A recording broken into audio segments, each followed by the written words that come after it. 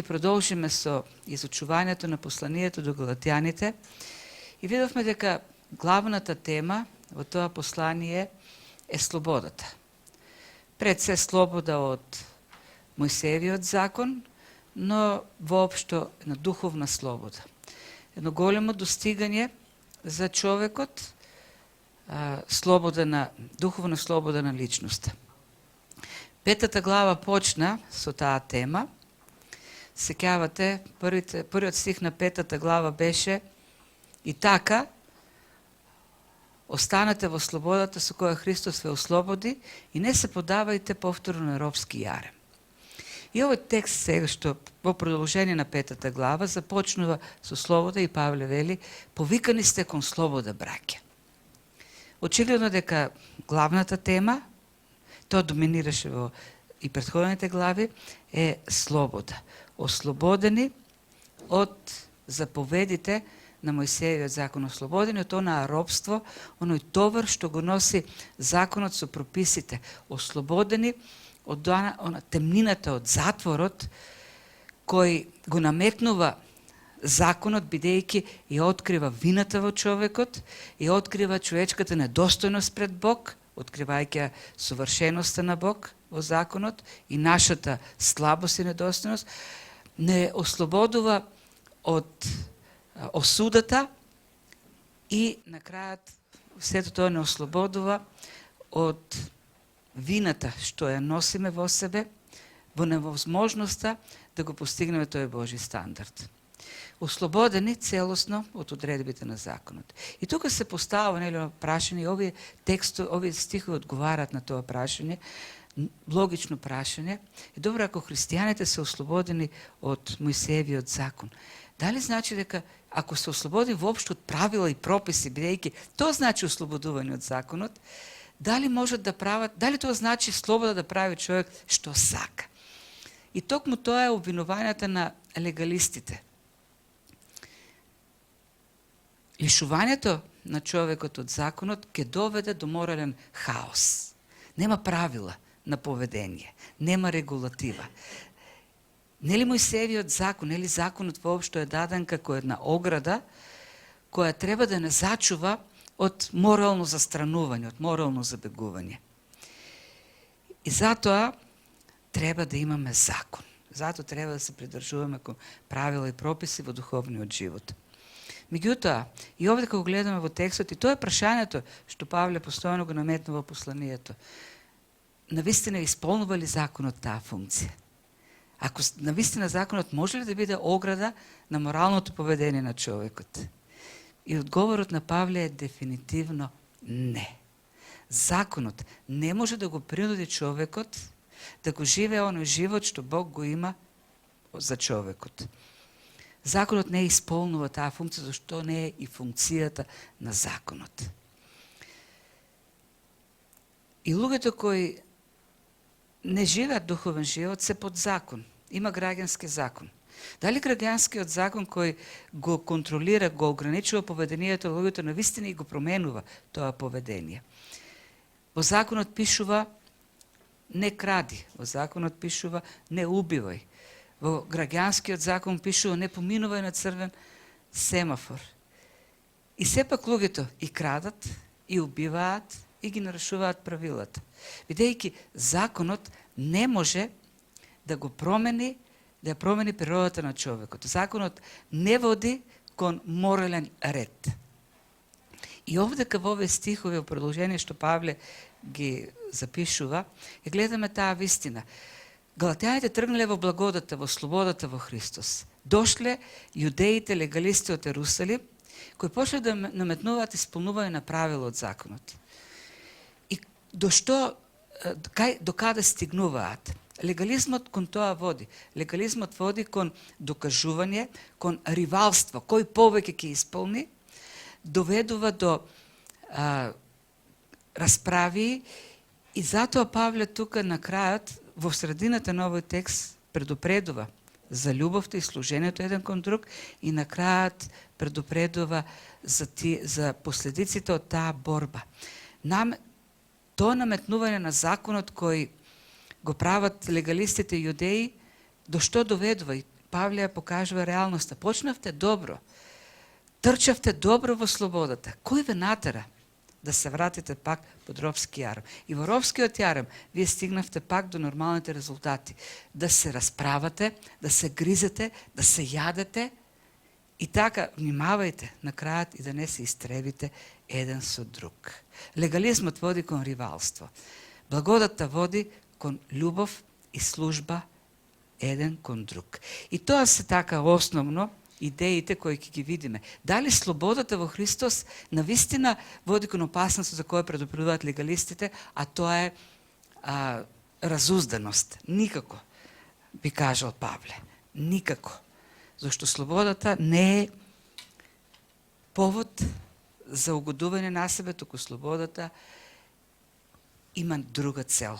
Само слободниот човек, слободниот во Христос човек, преку благодата, е човек кој може да исполнува целта за која е создаден од Бог. Само слободниот човек навистина може да го исполнува законот. Не како правила и прописи, но како живот, начин на живење. И сега тука би можеле да некој норма, тоа е едно прашање кој го поставуваат легалистите. И кога говорам за легалисти, имам предвид и многу христијани и од нашите цркви. Што се 10 заповеди? Дали сме ослободени и од тој дел од законот, 10 заповеди? И повеќето христијани ќе кажат, не, никако. Тоа е дел од законот кој останува како одговорност. Ние треба да го исполнуваме тоа од законот, 10 заповеди. И од кај доаѓа нели тој одговор? Се прави една поделба на законот, Мојсеевиот закон, на граѓански дел, тоест оние правила кои го редуваат животот на Израел, нешто како устав, церемонијален или ритуален дел, тоест тука се сите оние принесување на жртви и така натаму, кој представува на типологија за она што Христос ќе го направи, и морален дел од законот, и тука се 10 заповеди, тоест тоа е дел од законот кој ја покажува Божјата светост. И ние, како христијани, треба да го исполнуваме тој дел од законот, тој е моралниот дел, 10 заповеди. Таквата поделба на законот е релативно нова, модерна е. Не можете да ја видите во древноста, таа се појава последните 100-200 години. Не постои порано. И вештачка поделба. Никада ние не можеме да видиме во Библијата некој да прави таква поделба. Не постои. Никада Павле не можеме да видиме во неговите посланија да прави поделба на законот на морален, церемонијален и така натаму. Напротив, Павле вели, законот е неделива целина. Законот не можеш ти да го издвоиш и да земеш еден дел кој ќе го исполнуваш и ќе ги игнорираш другите делови. Тоа е она што предупредува цело време Павле. Ако ти решиш да се обрезуваш, тоаш ќе мора да го исполнуваш целиот закон. Или Христос ти е се, или законот ти е се. Нема пола закон, пола Христос. Нема пола јас со моите дела, пола Христос со крстот. Кој сака пола Христос, ќе го загуби целиот Христос. Тоа е предупредувањето. Вие сте целосно ослободени од законот, од прописите, од заповедите на законот. Тоа е она што го учи цело време Павле овдека. Тоа е неговото учење. Целина, како ткаенина, како она платно кое го зема стражарите, оние што го распнуваа Христос, 4 пишува дека били сакале да го разделат на 4 дела на метката на Христос. И не може да ја разделат. Зошто? Зашто тоа беше такво платно, така исткаено, што нема шевови, не може да се скине. Ако земеш да го кинеш, целиот се разништува. Така и законот, целина е. Ткаенина која ќе земеш да вадиш една работа, разништуваш се. Не можеш да земеш дел. И затоа Јаков вели, кој нема да исполни само едно нешто од законот, виновен е спрема целиот закон. Не можеш да земеш 10 заповеди, а да игнорираш 603, зашто вкупно има 613 заповеди во законот. И ние кажеме, сега овие 10 ќе важат, а 603 заповеди нема да важат за нас. Не, законот вели. Или секи исполнуваш, или на секи се надаваш, за секи се надаваш на Христос. И не треба да заборавиме уште една работа, закон. Правиме една сумаризација сега во уводен ден на сите тие, на таа трета и четврта доктринална глава во ова послание до Галатјаните. Павле јасно кажува дека законот, Мојсеевиот закон, тој завет кој беше склучен на Синај и кој доаѓа после заветот со Авраам, кој што беше закон на благодат, закон на верата. Бидејќи поверува Авраам и тоа му се прими како оправдање. Тоа што дојде подоцна, не дојде да го измести она што беше со Авраам склучено, не дојде да го замени, не дојде да го надополни, туку беше даден со определена цел, со определена намена. Беше даден на еден народ, беше даден во определено време и беше даден со определена цел. Тој завет. Беше даден на евреите како тутор, Павле вели, како педагог, кој треба да го учи народот во таа нивна детска се уште возраст во верата, до доаѓањето на Христос, да го подготвува како тутор, да го контролира неговото поведение, да го ограничува, за кога ќе дојде Христос, веќе како полнолетен да стане син, да стане дел од тоа семејство. И Павле, користејќи неколку метафори во третата и четвртата глава, всушност ја објаснува таа намена на законот. Законот не е лош, вели, тој е свет и праведен. Тој покажува колку висок е божествениот стандард. И во исто време, кога Бог го склучуваше заветот на Синај, основната поента беше: јас сум свет и вие бидете свети. Јас сум поинаков, не сум како другите богови, и вие ќе бидете свети, одделени, поинакви, ќе живеете за мене, не како другите народи во неморал разврат, но во поинаков живот. И законот, во секој поглед законот, во секој аспект на животот на еврејскиот народ, законот како тој педагог, тутор, ја исполнуваше таа цел. Дури се тука ќе звучи можеби малку така скандалозно за некој, дури и правилата за храна и за облека, дури таа поделба на чиста и нечиста храна, ја имаше таа цел да го подсетува законот народот дека е одделен. Зборот свет значи одделен, да припаѓа на Бог. Садовите кои ги користија евреите беа поделени на свети садови и обични садови. Како може некој сад да биде свет, а другиот да биде обичен? И тоа од глина, и тоа од глина. И тоа од сребро, и тоа од сребро. Светиот сад не светеше, немаше некаква магиска светлина над него. Тој беше свет, бидејќи беше одделен. Не беше за општа употреба, туку беше одделен да служи во храмот само за Бог. И така, во општеството, во нивниот секојдневен живот, имаше принцип на одделување на работи. Имаше храна што можат да јадат и храна што беше прогласена за нечиста. И кога ќе пристапеа кон определен вид храна, тоа беше едно подсетување.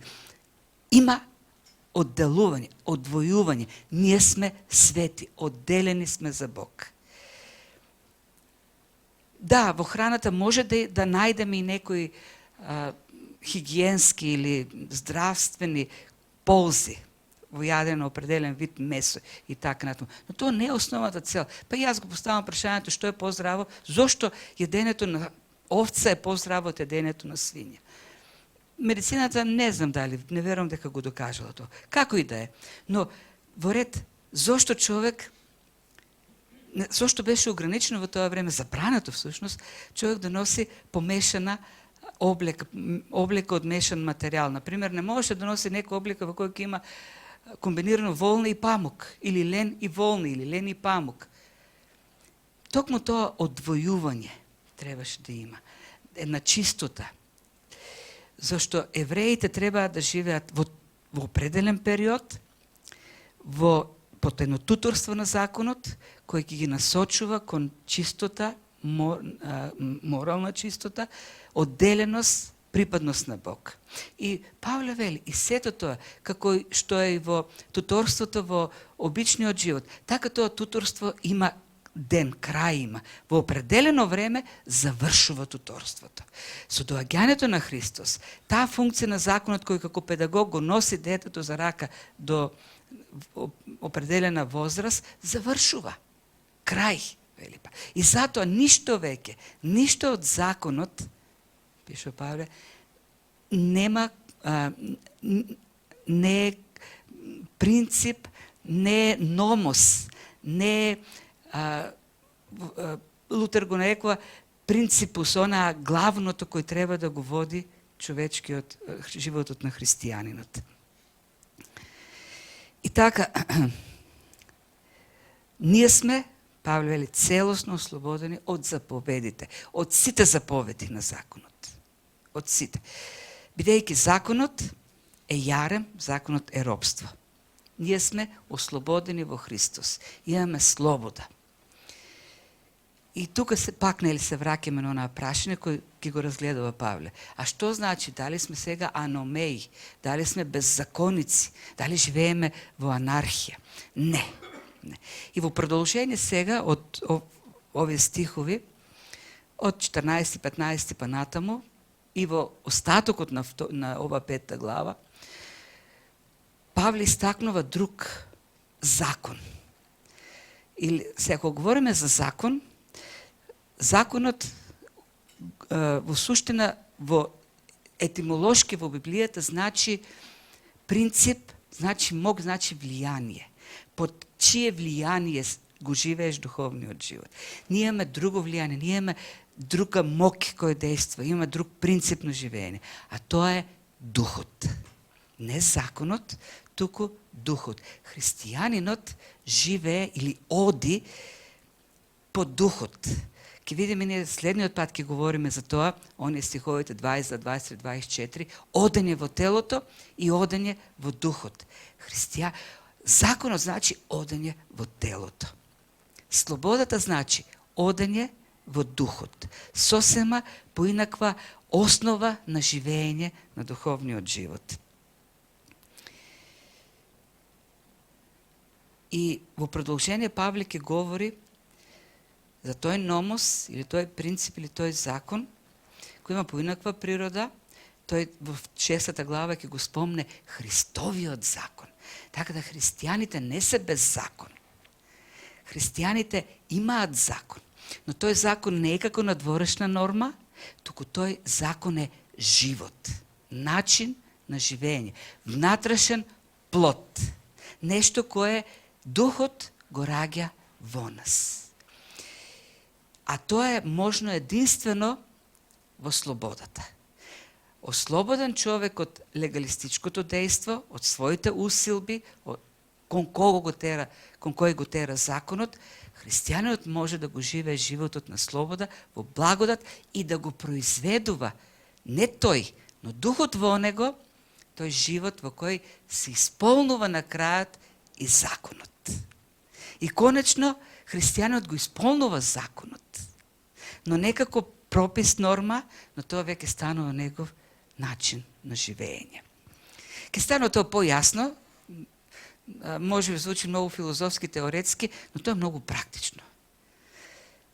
Ајде да видиме како почнува апостол Павле. Вие, браќа, повикани сте кон слобода. Во првиот стих ги предупреди.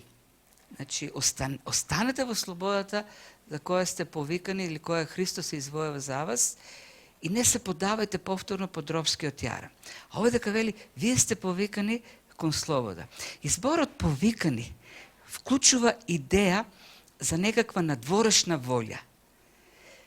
Некој ве повикал, секако се подразбира дека ова е Божиот повик, Христовото дело. Ние сами не ја побаравме слободата.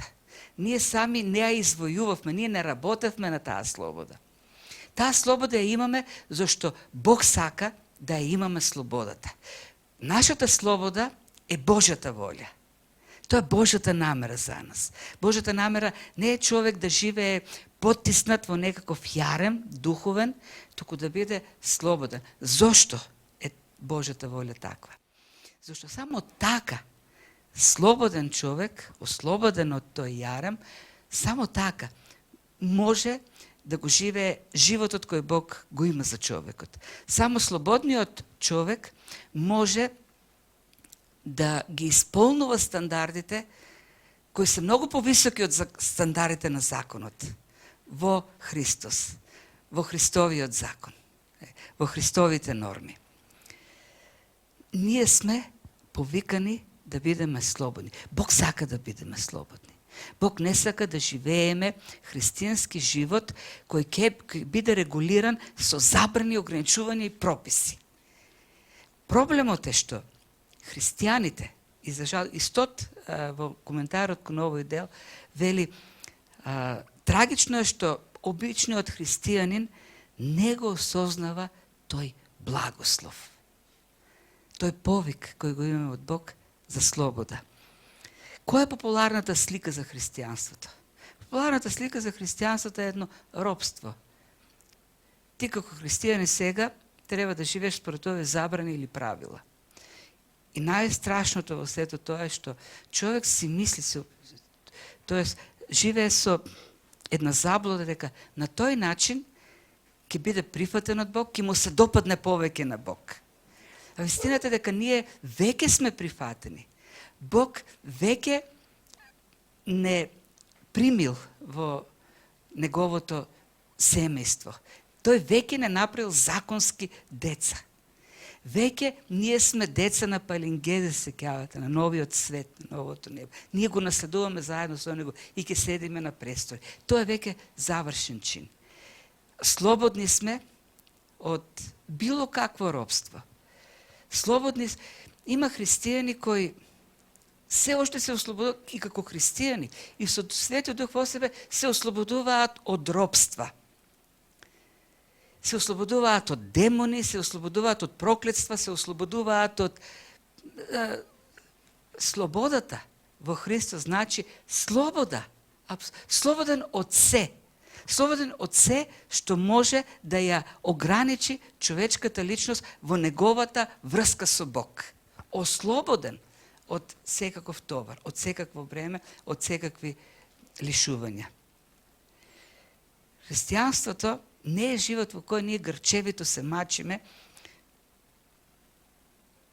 да се ослободиме од влијанието на сатаната за да бидеме поблиску со Бог или да правиме нешто заради кој тој би не прифатил. Никако. Ние сме слободни и само како слободни во Бог, во благодата, може понатаму да го правиме ова за кое што сме повикани. И тука е веќе она одговорот. Дали слободата може да води, слободата која имаме во благодата, во Христос, преку верата во Христос, дали таа слобода ќе води кон анархија, дали ќе води кон разузданост? Никако Павле вели, зашто таа слобода не може да служи, не треба да ви служи како повод за угодување на телото, туку со љубов служете си еден на друг. И сега тука би сакал некои зборчиња да разјасниме. Зборчето тело кое е вообичаено во делот, во пишувањата на Павле, посебно во Римјаните и овдека во Галатјаните, го употребува зборот саркс, кој не би требало да го разбираме како анатомија, биологија, туку сома е тоа зборче, биолошкото зборче за тело. Саркс всушност означува природата на човекот, не како хемиски состав, туку како суштина. Нашата суштина, како падната природа, останува во нас. Да, ние имаме и нова суштина. Нашата нова суштина веќе не е гревот, туку е светоста. Нашата нова суштина, како ново создание, е Христос и Светиот Дух. Ние во новата суштина, во новата природа, во новиот човек откриваме една реалност која е вистинска и преку водството на Светиот Дух, одењето во Духот ја остваруваме и така натаму. Меѓутоа, Павле признава дека старата суштина се устанува во нас. И сега тука се тие употреби пак на закон или зборот номос, вели во Римјаните. Во своите телесни делови гледам друг закон, кој војува против законот на мојот ум и ме држи заробен во гревовниот закон, кој е во моите органи. Тој говори за ум, за органи, повторно во употреба зборот саркс, во грешната природа. Во грешната природа јас гледам еден закон, и тука е зборот, номос, кој значи принцип, влијание, моки. Јас во мојата природа откривам принципи кои ме тераат да одам кон гревот. Меѓутоа во мојот обновен ум, и тој продолжува, го гледам Божиот закон. И сега е интересно дека говори дека во умот му служи на Божиот закон, а пак во претходниот само 2 стиха порано во Римјаните вели, во мојот ум јас откривам закон на гревот. Кога говори за умот во вториот случај, во првиот случај говори за ум како падната природа, во вториот случај говори за ум како обновена природа. Во обновената природа, вели, јас имам, во мене влијае, има дејство Божиот принцип, Божиот закон. Во грешната природа има принцип, има како правило на живење, дејства грешниот закон, законот на гревот. И сега Павле, имајќи го предите ова реалност, слободата што ја имаме во Христос, таа благодат во која живееме, не треба да служи како повод. И тука Павле употреба интересен збор аформе, која е отвоената терминологија. Тој збор аформе значи аформација или она база, оние кампови кои римските легии ги формираат и кои ги користат како полигонот кај тргнуваат војните дејства. Например, кога некоја легија ќе тргне, да кажеме, да усвојува нови територии, некој нов народ таму, и тој прво прави една база, камп, логор. Таму е храната, муницијата, таму се останатите делови, единици од армијата, и од тука тргнува, од тука зима подршка за војни дејства. И Павле вели, немојте слободата што имате да ви служи како поидовна основа, како база, од која ќе ја користите за да си угодувате на старата природа. Во вас има две природи, во вас действуваат два принципа, два закона. Едниот е закон на гревот, другиот е Божи закон. Таа природа, таа слобода што имате, не треба да биде полигонот кој ќе ве подготвува за да ја задоволувате грешната природа. Напротив е нешто друго. А зошто? Бидејќи вие сте слободни. Вие сте слободни, ослободени од робството на старата природа. Вие можете како слободни да ја насочите таа слобода да задоволува нешто друго, да го задоволува Божиот закон.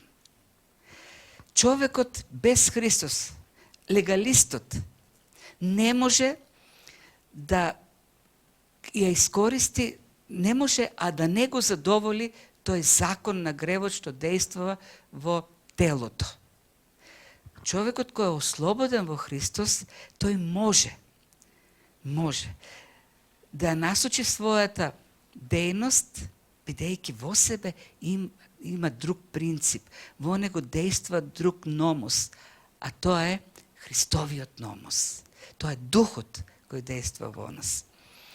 И ќе одиме малку понатаму и ќе видиме која е основната заповед која Христос ја даде. Која е суштинската заповед на Христовиот закон. Ние имаме, ова Павле го знае многу добро и од своето искуство, дека можеме многу добро да рационализираме слободата и на крајот на кришата, се да искористиме за себе, за да си угодиме на себе, на својата, на себичноста, на егото во нас. Августин, едно од неговите исповедите, тоа го пишува, од основните молитви е: Господи, избави ме од тој злобен човек, од самиот мене. Во најголема мера човекот не е измамуван од другите. Тој е измамуван од тој стар човек во него, од оној кој живее се уште во нас. Зато Павле предупредува, не заложувајте се. Слободата не ја претворите во повод за една разузданост, разуздан живот. Зашто слободата има друга намена. И продолжи, вели, туку со љубов служете си еден со друг. И тоа е оној другиот номос во нас. Ако едниот номос, гревот вели, служи си на себе, другиот номос вели, не, служи му на другиот. И тука сега Павле малку иронично користи за зборот за служење, не е диаконот, но е зборот дулу, кој подсетува на робство. Вели, ви веќе не сте робови на гревот, вие сте слободни. И по продолжение вели, и сега како слободни, вие служете се еден со друг, што при тоа вклучувајќи идеја на робување еден кон друг. Да се служите така што да го имате тој однос на служење, на служба, каква што имаат робовите. И ако сакаме да бидеме буквални во преводот, Павле вели, и така вие со љубов робувајте си еден со друг. Од робство, некој би кажал, во слобода, која уствари пак е робство. Со тоа што порано сме били робови на својата природа, на егото, на себичноста, сега стануваме робови на другиот. И тоа е всушност целата поента на Павле. Дека слободниот човек, само слободниот човек, може да служи вистински на другиот. А која е поентата на законот? На што се сведува целиот закон? Люби го Бог и ближниот како себе си. Да.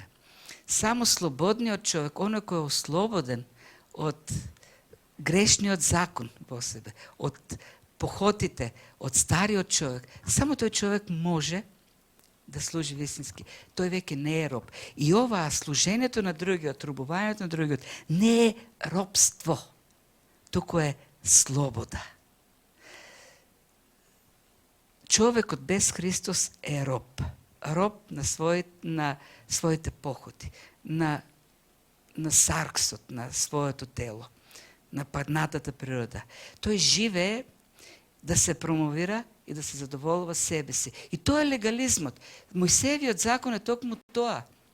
Исполнување на правила кои на крајот ќе те промовираат како голем, како некој кој може да прави многу и тоа го носи задоволството. И човек не може да се ослободи од тоа робство. Само Христос ги симнува оковите и само Светиот Дух дава сила да се победува тој закон на гревот во нас, кој владее во грешното тело.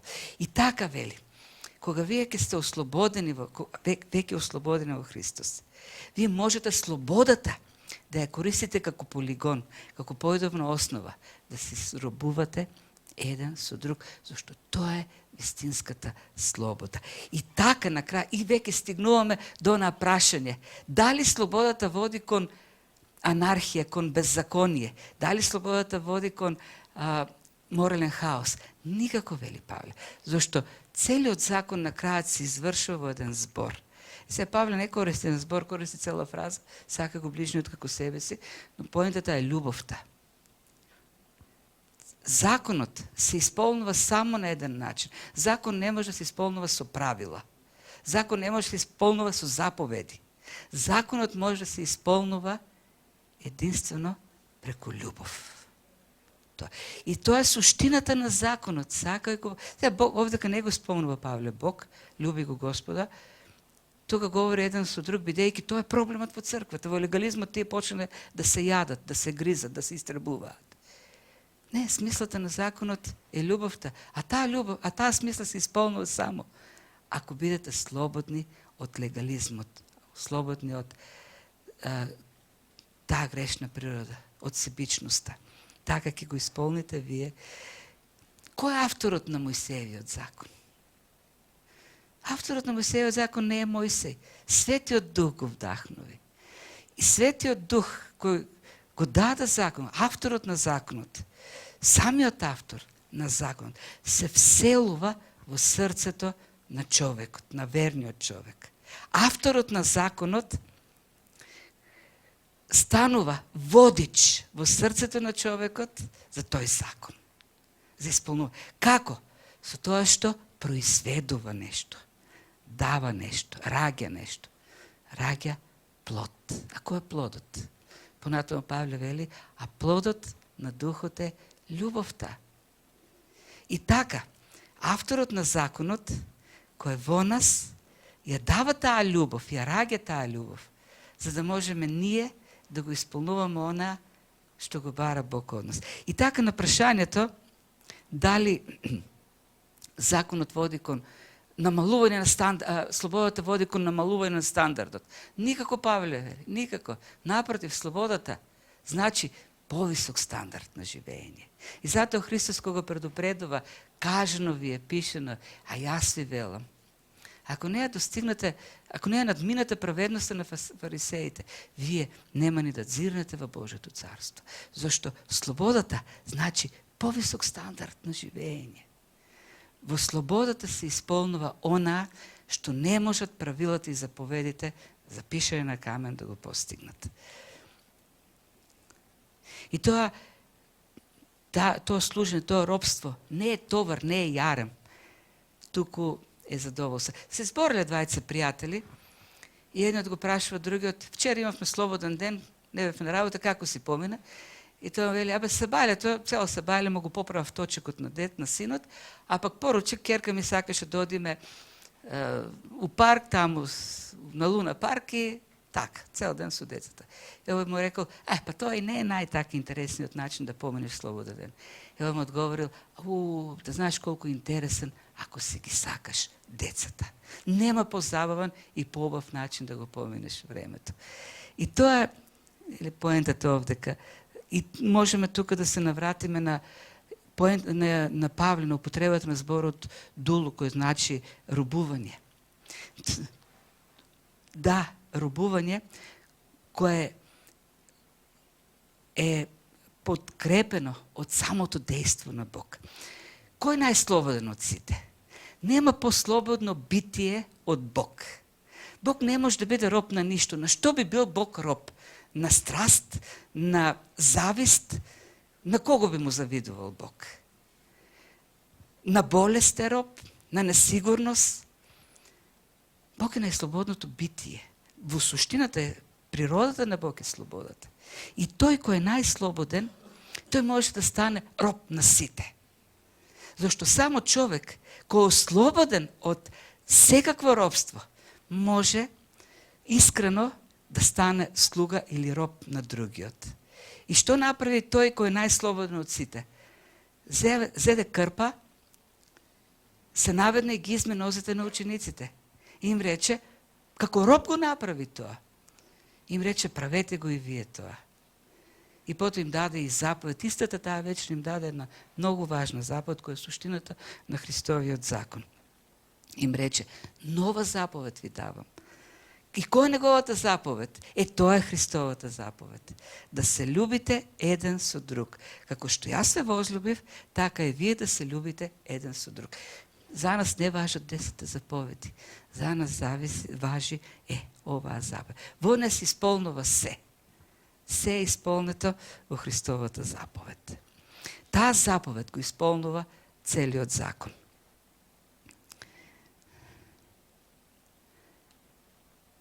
Понатаму ќе развиваме во продолжение, но идејата е слободни сме да се служиме еден на друг во љубов и така треба да живееме. И тоа не е опција, тоа е знак. Знак дека сме Христови ученици. И пак се враќа Павле овдека во 15-тиот стих, со него завршуваме. Ако пак меѓу себе се гризете и јадете, пазете да не се истребите еден со друг. Тоа е проблемот на легализмот. Егото ја крева грдата глава на себичноста, на она да се задоволуваме себе си и во тоа доаѓаат. Тоа е појдовната основа за кавгите, за конфликтите во заедницата тамо и воопшто. Стануваме љубоморни, себични и почнуваме да се бориме еден против друг. Ние не можеме во таква, кога човек секој мисли за своето его, тој не може да служи на другиот, зашто на службата на робувањето гледа како на загубена битка. Во ривалството, за да ја победиш битката, во ривалството треба да бидеш поголем од другиот. Слободниот во Христос не се плаши да го постави другиот како поголем од себе, зашто тој не робува на себичноста. Тој не робува на целта тој да се издигне над другите. Представете си Бог, представете си го Христос да каже, да си помисли, како ќе ги измијам носете, па тие ќе си помислат дека сум поголем, дека се поголеми од мене. Не, тој едноставно најголем од сите. Тој нема таков комплекс за да му служи на другиот. Само слободниот може да исполни таа заповед и со тоа да го исполни законот. И тоа е реалноста, како што каже Богословската црква. Доаѓа легализмот, се враќа легализмот и со тоа се провоцира телесноста на луѓето, тој закон на гревот, кој го задоволува телото и тие почнуваат како диви зверови да се јадат еден со друг. Да, една црква, една општествена личност може да си постави правила, заповеди, кои ќе го ограничат неговото дејство. Меѓутоа, тие нема да го променат срцето на човекот. На крајот на краиштата, крајниот резултат ќе биде, еве, јас поставив правила, ги исполнувам тие правила и јас сум повеќе од другите. И почнува да живе по тоа робство на гордоста. Само Светиот Дух е тој кој ја дава слободата и ги исполнува сите тие работи. И Светиот Дух не дејства во некаков вакуум. Тие добродетели, тој плод, тој живот, нов живот, начин на живење, кој значи исполнување на суштината на законот. Светиот Дух како плод го раѓа во општина, во заедница, во заеднички живот.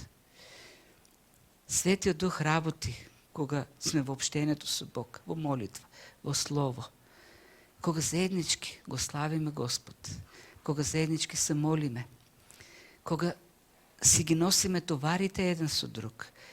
Во 6 глава тоа ќе биде оној практичниот дел на ова послание, таа потреба од заедница, за да се раѓа тој живот во нас, за да се преобразуваме се повеќе и повеќе во тој Христов карактер. Идејата понатаму е дека ние си требаме еден со друг. И сето тоа овозможува да го оствариме тој живот во слобода. Верникот кој ужива во Христовата слобода, тој ужива во служењето, ужива во слугувањето, ужива да исполнува Христовата заповед. И на крајот ќе завршам со апостол Јован, познат како апостолот на љубовта.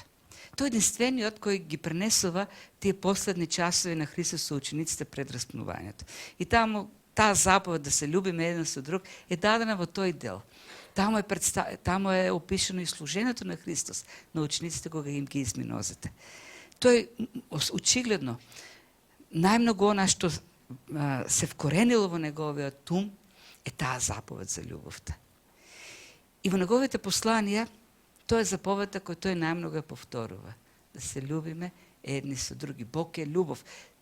Познатата фраза Бог е љубов доаѓа од Јован, апостол Јован. И тој е апостолот кој според преданијата живеел најдолго. Тој е единствениот кој доживеал длабока старост. Според некои предања тој живеел над 90 години. И кога бил веќе многу стар, тој е бил единствениот авторитет, единствениот кој имал можност да го слуша Христос, да живее заедно со него. И тоа, создало еден ореол околу него. И во Ефес, кога веќе бил во длабока старост и не можел да се движи, бил зиман од луѓето на носилка, бил носен во црква и таму го чекале многу луѓе, да го слушнат, да ја слушнат неговата проповед, но тој не можел да збори веќе, толку бил слаб. И кога ќе го симнале од носилката, и ќе го ставеле на стол, и тој таму само ќе кажал: дечиња мој, сакајте се еден со друг. И пак ќе го ставеле на носилката и го враќале дома. Јован знаел дека не може многу да збори, знаел дека може само нешто малку да каже. Што е тоа кратко што ќе го каже е важно. Тоа: сакајте се еден со друг. Тоа е суштината на Христовиот закон. Тоа основа и тоа исполнува се. Но само човекот кој е слободен во Христос само може да има таа слобода. Во Христос тој е ослободен. Во Христос се вселува изобилно во него, во секој аспект на животот, во секој аспект на неговото живење. Тој го исполнува она не како по заповед, не како по принуда, туку како природен начин на живење. Или надприроден би било поправено, зашто христијанството не е природен начин на живење. Тоа е надприроден начин на живење. Тоа е живот кој доаѓа од озгора. Тоа е живот кој го раѓа во на Светиот Дух. Слободниот човек може. Легализмот, законот создава пречка. И затоа заповедта, повикот на Бог е слобода. Во слободата, единствено во слободата може да действува благодата. Единствено во слободата може да действува Светиот Дух. И единствено во слободата се исполнува она што Бог го сака од нас. Да живееме во љубов еден кон друг. И така да го исполнуваме тој стандард што Бог го има за нас. Амин.